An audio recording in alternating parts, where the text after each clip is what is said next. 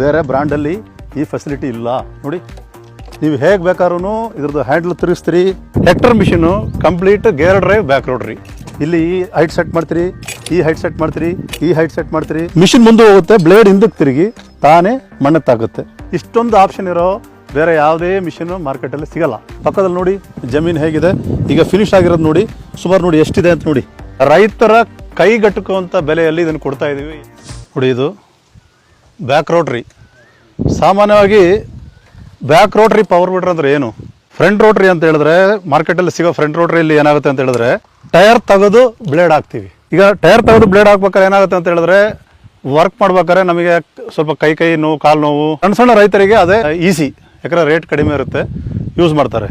ಈಗ ದೊಡ್ಡ ರೈತರು 8-10 ಎಕರೆ ಇರೋರಿಗೆ ಬ್ಯಾಕ್ ರೋಟ್ರಿ ಬೇಕು ಅಂತ ಹೇಳಿದ್ರೆ ಮಾರ್ಕೆಟಲ್ಲಿರೋ ಆಪ್ಷನ್ನೇ ಬಂದು ಚೈನು ಮತ್ತು ಬೆಲ್ಟ್. ಈ tractor machine complete gear drive back rotary.